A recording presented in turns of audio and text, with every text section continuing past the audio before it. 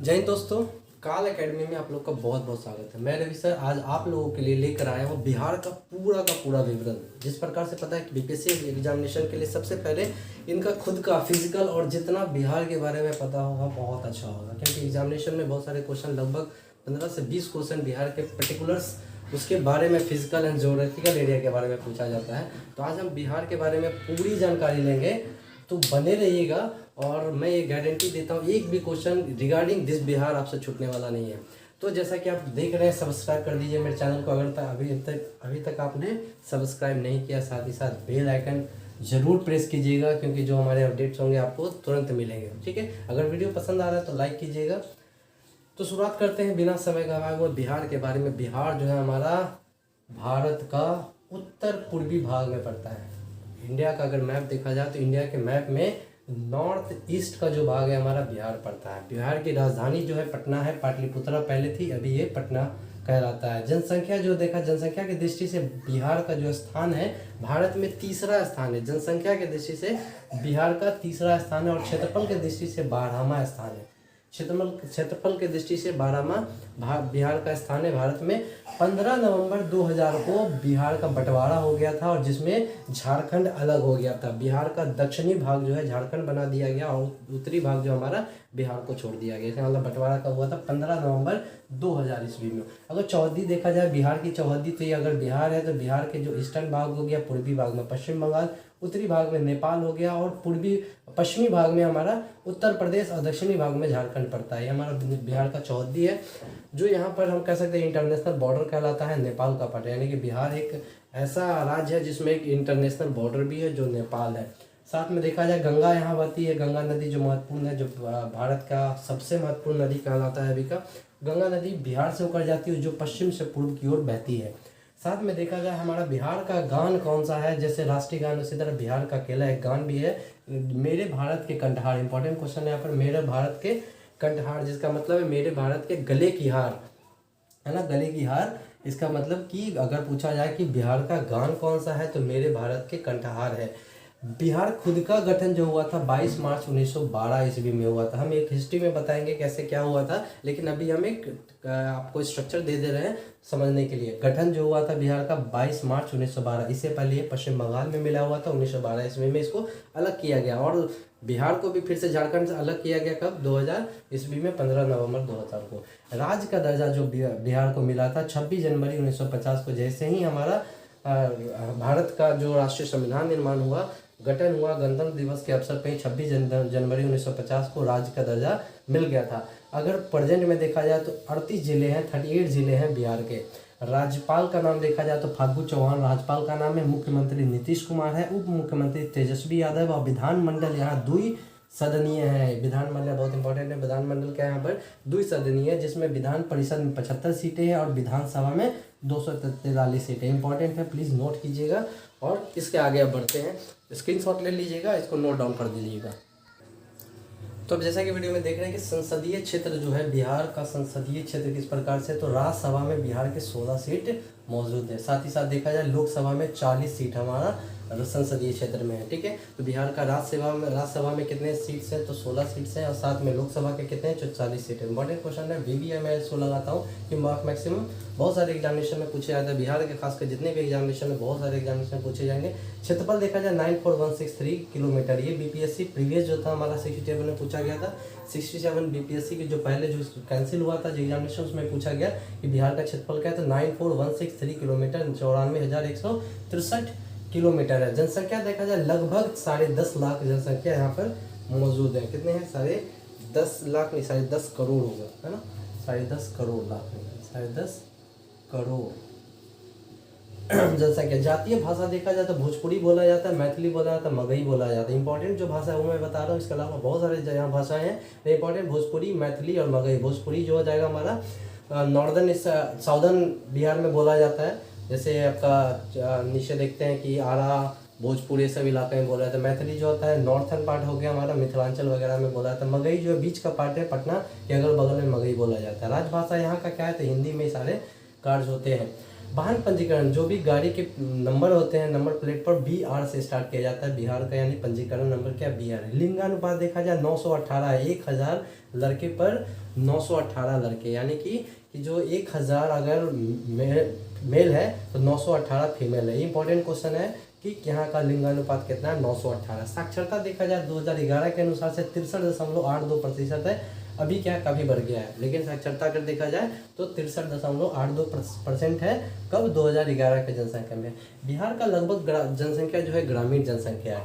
शहर मात्र 11.3% भाग में ही शहर बसते हैं। इसका मतलब कि लगभग 89% हमारा क्या है, ग्रामीण जनसंख्या। इसीलिए हम बिहार को ग्रामीण जनसंख्या वाला राज्य कह सकते हैं। लेकिन यहाँ पर बहुत महत्वपूर्ण चीज़ है कि 25 वर्ष से कम जो है उम्र, यहाँ पर 58% लोग पाए जाते हैं। यानी कि लगभग बिहार कह सकते हैं एक जवान यंग कंट्री स्टेट है, जिसमें 58% जो है क्या है, 25 वर्ष से कम उम्र के लोग यहाँ मिलते हैं। कितने परसेंट, तो 58% है।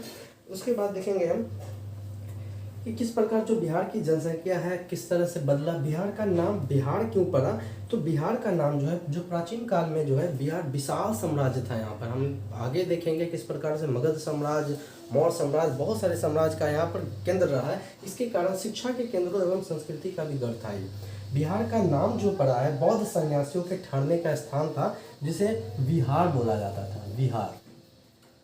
ठीक है, तो विहार होता क्या था कि जो बौद्ध सन्यासी थे यहाँ पर ठहरते थे, उसी स्थान को विहार बोला गया। तो बिहार हमें पता है कि जो उस समय प्राचीन काल में जो थे, राजगीर हो गया, हमारा पाटलिपुत्र हो गया, ये सब गढ़ थे बौद्ध सन्यासियों के लिए। इसके कारण यहाँ बिहार पड़ा और इसके बाद से मॉडिफाई होकर क्या बना, बिहार बना। बिहार क्या है कि अपभ्रंश है। बिहार किसका अपभ्रंश है, तो क्वेश्चन आता है बिहार का अपभ्रंश है बिहार। ठीक है, अपभ्रंश मतलब होता है बदलते बदलते उसको बिहार नाम दे दिया गया। 12 फरवरी वर्ष 1948 में महात्मा गांधी की अस्थि कलश जिन 12 तटों पर विसर्जित किए गए थे, त्रिमोहिनी संगम उसी में से एक है। कौन संगम है, त्रिमोहिनी। इंपॉर्टेंट क्वेश्चन है, आप लिख दीजिएगा। क्वेश्चन आता है त्रिमोहिनी संगम जो बिहार में है। क्या है, महात्मा गांधी जब मरे थे उनको 12 तटों पर विसर्जित किया गया, तो उसी में से एक हमारा क्या है, बिहार में पड़ता है, त्रिमोहिनी संगम। जैसा कि आगे देख रहे हैं कि हम बिहार के इतिहास के बारे में थोड़ी जानकारी लेंगे, किस प्रकार से यहाँ शुरुआत से यहाँ पर साम्राज्य शासन चला, कैसे कैसे बदला। तो सबसे पहले प्राचीन काल में हम देखेंगे जो सारण जिला है, सारण जिला, इसी सारण डिस्ट्रिक्ट में एक छोटा सा जगह चिरांद, यहाँ से हमें नवपाषाण युग और ताम्रपाषाण युग के बहुत सारे अवशेष मिले हैं। तो क्वेश्चन आपका आ जाता है कि जो प्राचीन काल में बिहार के जो सारण जिला है वहाँ पर क्या चिरांद पाया गया। चिरांद जो जगह है वहाँ पर नवपाषाण युग और ताम्रपाषाण युग के अवशेष पाए गए। जैसा कि हमें पता है विदेश साम्राज्य जो है, विदेश साम्राज्य का एक राजा था, उसका जनक नाम था। ठीक है, इसी को क्या मिथिला बोला गया। मिथिला राजा जो थे, उसका राजा जो था क्या नाम था, सिरध्वज। ठीक है, उसकी पुत्री सीता था। क्वेश्चन आता है सीता के जो पिता का नाम क्या था, सीता। सीता जी के जो पिता का नाम सिरध्वज था, उन्हीं की पुत्री सीता थी, जिनकी विवाह इनके साथ हुआ था तो भगवान राम के साथ हुआ था। वाल्मीकि द्वारा जो पुस्तक लिखा गया रामायण, उसमें ये वर्णन पूरी तरीके से दिया गया कि मिथिला राजा सिरध्वज की जो पुत्री थी उसका नाम सीता था, जिसका विवाह किसके साथ हुआ था, तो भगवान राम के साथ हुआ था।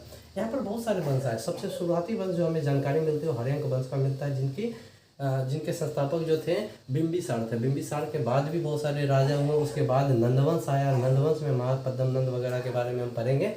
मैं धीरे धीरे सारा A to Z इसके बारे में जानकारी दूंगा। फिर उसके बाद आया हमारा मौर्य वंश। मौर्य वंश में चंद्रगुप्त मौर्य ने क्या किया था, इसका स्थापना किया था। उसके साथ में सबसे महान सम्राट जो है हमारा अशोक का नाम मौर्य वंश से रिलेटेड है। उसके बाद बौद्ध धर्म का प्रदान जो यहाँ पर बहुत ज़्यादा हुआ था। बौद्ध धर्म यहाँ पर बहुत सारे, मतलब उस समय का कह सकते हैं कि जो हमारे कुरीतियाँ थे हिंदू धर्म, उसको खत्म करने के लिए एक नया धर्म बना था बौद्ध धर्म, जो काफ़ी प्रचलित हुआ था और बहुत ज़्यादा सक्सेस हुए थे। बहुत सारे राजाओं ने इसमें भाग लिया, तो उन्होंने बोला कि हम बौद्ध धर्म अपनाएंगे। और साथ ही साथ जैन धर्म भी उसी समय का समकालीन है। तो बौद्ध धर्म का हमने देखा था जो संस्थापक थे, बौद्ध धर्म के संस्थापक भगवान बुद्ध थे। जैन धर्म के जो 24वें तीर्थंकर थे वो महावीर थे। यहाँ क्वेश्चन संस्थापक आएगा तो मत वालिएगा, 24वां जो तीर्थंकर कौन थे, महावीर थे। तो इस प्रकार हम देखें कि किस प्रकार से हमारा जो इतिहास जो है बहुत सारे राजाओं और अच्छे अच्छे लोगों के साथ जुड़ा हुआ है बिहार का, क्योंकि सारे जो समय गढ़ थे जो मगध साम्राज्य का, यही हमारा बिहार था। बिहार काफ़ी महत्वपूर्ण था उस समय।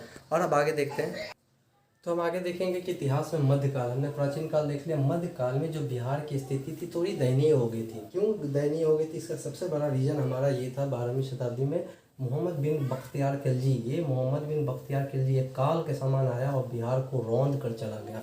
ये कहते हैं मोहम्मद बिन बख्तियार खिलजी जो था वो तुर्की था, उधर से जो आया और बिहार में प्रवेश किया, उन्होंने नालंदा और विक्रमशिला जो विश्वविद्यालय था उसको पूरी तरीके से नष्ट कर दिया था। काफ़ी दिनों तक इसको आग लगाया, काफ़ी जलता रहा। उसके साथ साथ बहुत सारे बौद्ध भिक्षुओं की हत्या करवाई थी। बहुत सारे बुक में इसके बारे में लिखा गया, लाखों बौद्ध भिक्षुओं की हत्या इसने करवाई थी। और इसके पूरे खंडहर को एक टीला के रूप में इन्हें बौद्ध भिक्षुओं के गर्दन को कटवा कर लगवाया था।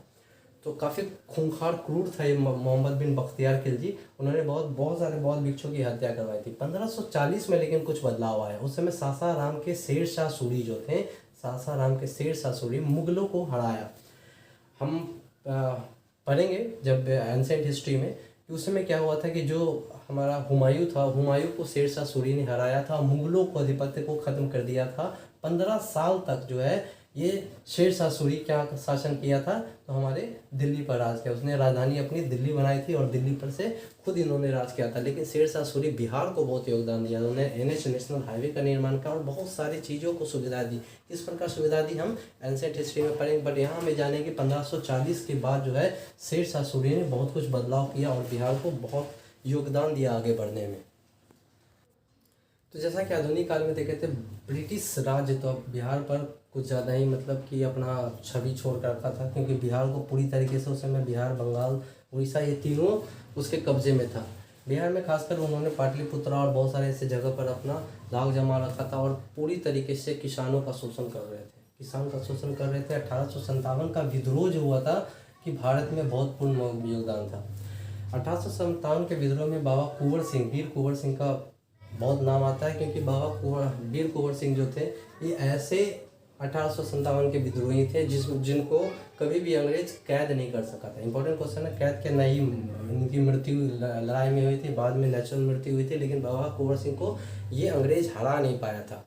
बाद में देखा जाए कि 1936 ईस्वी में बिहार को और उड़ीसा को अलग कर दिया गया। बिहार से उड़ीसा को अलग कब किया गया? 1936 में। भी ये क्वेश्चन इंपॉर्टेंट है। 1936 ईस्वी में उड़ीसा को अलग किया गया बिहार से। बिहार में ही क्या हुआ था, जब गांधी जी पहली बार लखनऊ में अपना भाषण दे रहे थे, उसी समय एक जो थे राजकुमार शुक्ल जो किसान था, चंपारण का था, बिहार के चंपारण, उन्होंने क्या किया था, गांधी जी को आमंत्रण दिया था कि आइए, हमारी स्थिति सही नहीं है, यहाँ पर नील विद्रोह चल रहा है, हम लोग करने का कोशिश कर रहे हैं। तो गांधी जी उनके आह्वान पर क्या हुए थे, बिहार आए थे। चंपारण उनका पहला विद्रोह था, जहाँ पर उन्होंने पहली बार अपना असहयोग आंदोलन चलाया था, मतलब कह सकते हैं कि सत्याग्रह चलाया था। ठीक है, कहाँ पर? तो चंपारण विद्रोह। तो इंपॉर्टेंट हो जाता है, चंपारण विद्रोह में किसने गांधी जी को बुलाया था? तो राजकुमार शुक्ल जी ने बुलाया था। भारत छोड़ो आंदोलन में भी किनका? तो हमारा बिहार का बहुत बड़ा योगदान है। हम पढ़ेंगे भारत छोड़ो आंदोलन में, तो देखेंगे JP नारायण जी जो थे बिहार के एक बहुत बड़े क्रांतिकारी थे, जिन्होंने जितनी भी गलतियां शुरू से उनके विद्रोही थे। भारत छोड़ो आंदोलन में भी बहुत बड़ा योगदान था। उसके साथ में भी जैसे ही भारत आज़ाद हुआ उसके बाद इंदिरा गांधी और जितने भी जो चाहे कि गलत तरीके से शासन चला, उनका विद्रोह करने वाले अकेले JP नारायण थे। इनका बहुत बड़ा संघ था, जिस संघ से इन्होंने क्या किया कि बिहार को कुछ मुक्ति दिलाने का प्रयास किया। जैसा कि देख रहे हैं कि भौगोलिक स्थिति के बारे में हम पढ़ेंगे कि क्षेत्रफल जो है बिहार का 14,163 किलोमीटर स्क्वायर, हमने पहले भी देख लिया था, जिसमें से 12,0247 किलोमीटर स्क्वायर जो है ग्रामीण क्षेत्र है। ये ग्रामीण क्षेत्र है, बाकी बचा हुआ क्या है, हमारा शहरी क्षेत्र है। तो हमें याद रखना है 14,163 वर्ग किलोमीटर जो है हमारा क्या है, बिहार का भौगोलिक क्षेत्र है। इसे पूरे भौगोलिक क्षेत्र को 3 प्राकृतिक विभाग में बांटा गया। पहला जो है उत्तर का पर्वतीय एवं तराई भाग। जो हम बिहार अगर देखा जाए, बिहार का जो ऊपर वाला भाग जो है क्या कहलाएगा, हमारा उत्तर का पर्वतीय एवं तराई भाग है, जो क्या सोमेश्वर श्रेणी के अंतर्गत आता है। कौन सी श्रेणी के अंतर्गत आता है?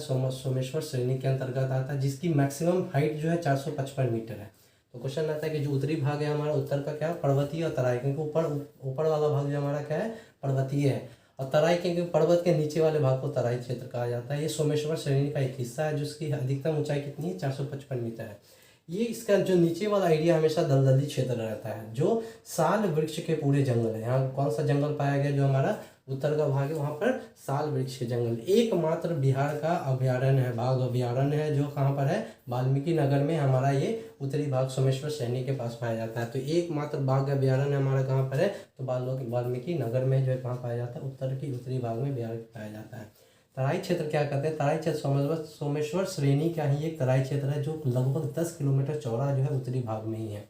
ठीक है। इसके साथ में यहाँ बांगर क्षेत्र भी पाया जाता है। बांगर क्षेत्र वो होता है जो पुराना जलोढ़ मिट्टी जम कर काफ़ी पुराना हो जाता है, तो इसे भांगड़ क्षेत्र कहा जाता है, ठीक है। जहाँ पर जलोढ़ पहले था लेकिन अब वो क्या सूख गया और वो भांगड़ बन गया, जिसे भांगड़ क्षेत्र कहा गया। खादर क्षेत्र ऐसा होता है गंडक तथा कोसी नदी, ये बहुत इंपॉर्टेंट क्वेश्चन है। खादर क्षेत्र बिहार का कहाँ से कहा, तो गंडक से कोसी नदी तक के बीच के क्षेत्र को खादर क्षेत्र कहते हैं। खादर इसीलिए कहते हैं कि यहाँ खाद जमा होता है। खाद मतलब क्या होता है, प्रत्येक वर्ष बाढ़ आता है, बाढ़ के कारण जो मिट्टी हो जाती है बार बार ऊपर जमा होता है, इसीलिए खादर कहा गया। इसको खादर क्षेत्र होता है गंडक से कोसी के नीचे में बीच में।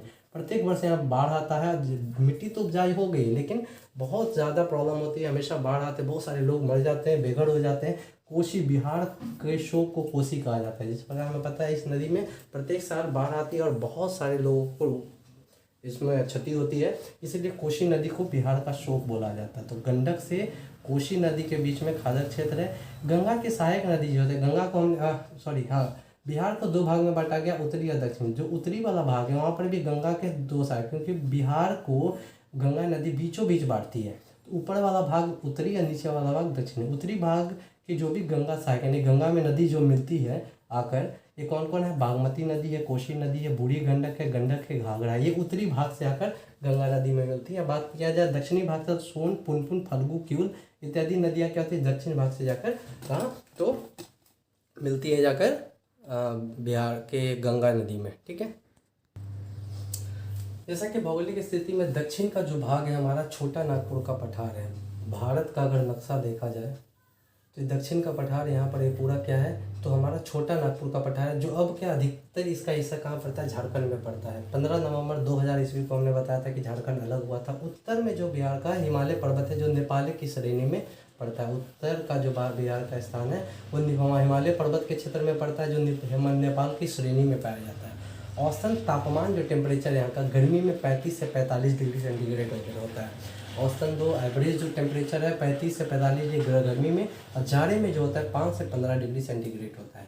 वर्षा का बात किया जाए तो औसतन वर्षा 1205 मिलीमीटर वर्षा होती है। कितना, 1205 क्वेश्चन आता है और पूछा जाता है कितने दिन एवरेज बारिश होती है, तो 52 दिन तक यानी 52 डेज तक यहाँ बारिश होती है। लेकिन अब ये बारिश की स्थिति काफ़ी बुरी हो गई, काफ़ी कम बारिश होती है, गर्मी बहुत ज़्यादा होती है, ठंड बहुत ज़्यादा होती है। ये वर्षा में काफ़ी कमी आई है, लेकिन अगर डेटा पूछा जाए तो 52 दिन तक एवरेज यहाँ बारिश होती है, 1205 मिलीमीटर की वर्षा होती है। मानसूनी वर्षा के कारण यहाँ बारिश होती है। तो क्वेश्चन आता है किस वर्षा के कारण बारिश होती है बिहार में, तो मानसूनी वर्षा। उत्तरी भाग हमारा बहुत उपजाऊ है, जैसे हमने देखा कि तराई क्षेत्र पड़ता है, भांगड़ क्षेत्र पड़ता है, इसके कारण वहाँ पर क्या हो जाते हैं कि बार बार बाढ़ आती है और उसका जो पूरा एरिया का उपजाऊ हो जाता है। यहाँ धान, गेहूँ, दलहन, मक्का, तिलहन, तंबाकू, सब्जी, केला, आम, लीची, ये सब से क्या उपजाए जाते हैं। खासकर केला, हाजीपुर का केला आपने सुना होगा बहुत फेमस है, और मुजफ्फरपुर का लीची जो है बहुत फेमस। ये सारे क्या है कि जीआई टैग लीची को दिया गया है कुछ साल पहले, तो इसके बारे में आगे चर्चा करेंगे। लेकिन ये हमारा भौगोलिक स्थिति है किसका, तो बिहार का। अब आगे देखते हैं हम लोग कि किस प्रकार भाषा संस्कृति यहाँ पर है। जैसा कि देख रहे हैं भाषा संस्कृति में हिंदी जो है बिहार का प्रमुख भाषा है, राजकीय भाषा है। उसके बाद में द्वितीय स्थान किसका है, उर्दू का। क्वेश्चन आता है कि पहला हिंदी, दूसरा कौन है, उर्दू में भी यहाँ पर बहुत सारे क्रियाकलाप किए जाते हैं, पत्राचार किए जाते हैं। बात किया जाए मैथिली का, तो मैथिली जो है भारत के 8वीं अनुसूची, कॉन्स्टिट्यूशन में 8वीं अनुसूची के अंतर्गत एकमात्र बिहार का भाषा मैथिली है, जो 8वीं अनुसूची के अंतर्गत रखा था। स्टार्टिंग में भाषा को तजुर्ब दिया गया था कहाँ पर, तो हमारे संविधान में, तो उसमें 8वीं अनुसूची में एकमात्र भाषा कौन था, मैथिली, जिसको इंक्लूड किया गया था।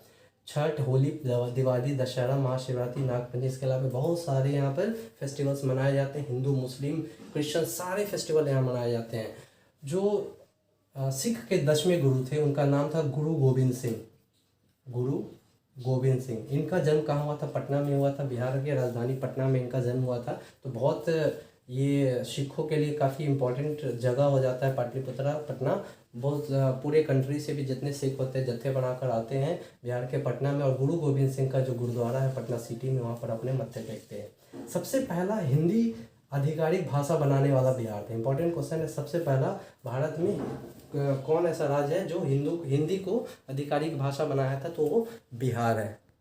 जैसा कि बात किया जाए खान पान और व्यंजन का, तो यहाँ पर वो कुछ इंपॉर्टेंट चीज़ मैं बताऊंगा, जैसे कि अनरसा की गोली, खाजा, मोतीचूर का लड्डू, गया का तिलकुट, सत्तू, चूड़ा दही, लिट्टी चोखा, ये सब सारे बहुत ज़्यादा मात्रा में यहाँ खाए जाते हैं। यहाँ की महत्वपूर्ण ये सब चीज़, सबसे पहला तो लिट्टी चोखा, खासकर हमारे जो पूर्व मुख्यमंत्री लालू प्रसाद यादव जब रेल मिनिस्टर बने थे, उन्होंने क्या किया था, अधिकतर रेलवे स्टेशन पर लिट्टी चोखा का स्टॉल खुलवाया था। इस प्रकार से उसके अलावा भी पुड़किया खाए जाते हैं, छेना खाए जाते हैं। ये सब सारी चीज़ के हमारे यहाँ के व्यंजन है, खान पान है। तो बिहार का खासकर व्यंजन देखा जाए तो बहुत बहुत ही अलग टाइप का है और निश्चित है कि काफ़ी साधारण ग्रामीण पूरा वहाँ बसता है बिहार में, जिसके कारण ग्रामीण गांव के तरह ही लोग खान पीन काफ़ी प्रचलित है। बात किया जाए खेल कूद का तो क्रिकेट अधिक सबसे ज़्यादा मात्रा में खेलने जाने वाला जो गेम वो क्रिकेट है। बहुत ज़्यादा गेम खेला जाता है क्रिकेट, है ना। फिर football, hockey, tennis, kho kho, ये सारी चीज़ भी खेली जाती है। लेकिन जो पारंपरिक भारतीय खेल जो है कबड्डी, यहाँ सबसे फेमस है, क्योंकि यहाँ पर गाँव में जो है सबसे ज़्यादा आबादी बसता है। हमने देखा था 89% जो है गांव में आबादी बसता है, जिसके कारण जो ये पारंपरिक भारतीय खेल है कबड्डी यहाँ पर खेला जाता है। जैसा कि अब हम कुछ उद्योग के बारे में पढ़ेंगे। मुंगेर में जो है सिगरेट कारखाना आईटीसी कंपनी का है मुकाम। मुंगेर में सिगरेट कारखाना, अगरबत्ती, माचिस, चावल, आटा का जो वहाँ पर कारखाने मुंगेर में है। बंदूक फैक्ट्री बहुत इंपॉर्टेंट, बंदूक फैक्ट्री एकमात्र कहाँ है, मुंगेर में है। मुंगेर के ही जमालपुर में रेल कारखाना है। उसके साथ में रेल कारखाना, दक्षिण एशिया का महत्वपूर्ण रेल कारखाना कहाँ है, तो जमालपुर मुंगेर में ही है। ठीक है, मुंगेर बहुत इंपॉर्टेंट उद्योग के लिए है। साथ ही साथ देखा जाए भागलपुर में क्या है, सिल्क उद्योग बहुत फेमस है। भागलपुर का सिल्क उद्योग पूरे इंडिया में ही काफ़ी फेमस है। मुजफ्फरपुर और मोकामा में जो है भारत वैगन लिमिटेड का एक रेलवे वैगन संयंत्र है, काफ़ी बड़ा है। बरौनी का एकमात्र जो है तेल शोधक कारखाना है पूरे बिहार में, कहाँ है, तो बरौनी में, भारतीय तेल निगम का तेल शोधक कारखाना। बात किया जाए बरौनी में क्या HPCL का एक कारखाना है। अमझोर में क्या है, पायराइट्स फॉस्फेट एवं केमिकल लिमिटेड उर्वरक का बहुत बड़ा कारखाना कहाँ पर, अमझोर में। तो अमझोर इंपॉर्टेंट है, कहाँ पर है, तो उर्वरक का सबसे बड़ा कारखाना अमझोर में। सिवान में बड़ी सूत कताई मिल है। पूरे बिहार में 13 चीनी मिलें जो है प्राइवेट हैं और 15 जो चीनी मिलें वो क्या है, सार्वजनिक है। तो क्वेश्चन आया था पूरे मिलाकर 28 हमारे चीनी मिलें जो भी कार्यरत हैं, जिसमें से 13 चीनी मिलें क्या है, प्राइवेट है और 15 क्या है, सार्वजनिक है, मतलब गवर्नमेंट है। कटिहार में, समस्तीपुर में प्रसन्न उद्योग है। कटिहार और समस्तीपुर का बात किया जाए, प्रसन्न उद्योग वहाँ पाया जाता है। हाजीपुर में दवाओं का क्या है, फैक्ट्री है, बहुत सारी दवाएं वहाँ बनाए जाते हैं। कहाँ, हाजीपुर में। बंजारी का एक कल्याणपुर जगह है जहाँ पर सीमेंट उद्योग बहुत बड़ा कारखाना है सीमेंट उद्योग का। औरंगाबाद में एक नया श्री सीमेंट उद्योग का कारखाना वहाँ खुल रहा है। कहाँ पर, औरंगाबाद में नया श्री सीमेंट का। रेल इंजन का बात किया जाए, मधेपुरा मढ़ौरा में बहुत बड़ा रेलवे कारखाना है। साथ में हम ये देख रहे हैं कि मधेपुरा का जो फैक्ट्री अपने आप में देश में सबसे आधुनिक है। जो मधेपुरा का जो फैक्ट्री है बहुत बड़ा है, काफ़ी यूनिक है। फैक्ट्री के निर्माण में ऑल्स्टम कंपनी ने 74% राशि का निवेश किया। बहुत इंपॉर्टेंट क्वेश्चन है, 74% किसने किया है, तो ऑल्स्टम, एक क्वेश्चन आ चुका है। तो ऑल्स्टम कंपनी ने अपना निवेश किया है, कहाँ किया है, बिहार में जो है। अगर फैक्ट्री देखा जाए तो ऑल्स्टम कंपनी ने 74% का उद्योग का अपना शेयर वहाँ लगाया है। इसी प्रकार रेलवे, भारतीय रेलवे की जो फैक्ट्री है उसमें 26% की भी हिस्सेदारी इसकी है। साथ ही साथ ये जो फैक्ट्री काफ़ी बड़ा निवेश करती है। तो हम देख रहे हैं कि बिहार में उद्योग का अच्छा खासा फैलाव है। तो हम इसके बाद जो होगा उसके आगे देखेंगे किस प्रकार सिंचाई, शिक्षा, भर्ती एजेंसी कैसी है, सरकार प्रशासन, सारे काम एक एक कर डिटेल पढ़ेंगे। आगे देखते हैं। बात किया जाए अगर शिक्षा का, तो बिहार में जो शिक्षा है मुख्य रूप से पहले नालंदा, विक्रमशिला और उदंतपुरी विश्वविद्यालय काफ़ी महत्वपूर्ण था। लेकिन नालंदा, विक्रमशिला का क्या किया गया, पूरी तरीके से नष्ट कर दिया गया जो खिलजी के दौरान हमने पहले पीछे देखा था। उदंतपुरी भी बहुत बड़ा अपने ज़माने में ये काफ़ी बड़ा शिक्षा का एक केंद्र रहा था। तो 3 हमें शिक्षा का केंद्र नालंदा, विक्रमशिला और उदंतपुरी याद रखेंगे। पटना विश्वविद्यालय की स्थापना 1917 ईस्वी में की गई। इंपॉर्टेंट, 1917 ईस्वी में पटना विश्वविद्यालय की स्थापना की गई थी। मैं इसके बाद एक एक पॉइंट, एक एक टॉपिक को करके मैं क्लियर करूँगा। अभी एक आपको स्ट्रक्चर दे दे रहा हूँ इंपॉर्टेंट जो टॉपिक है।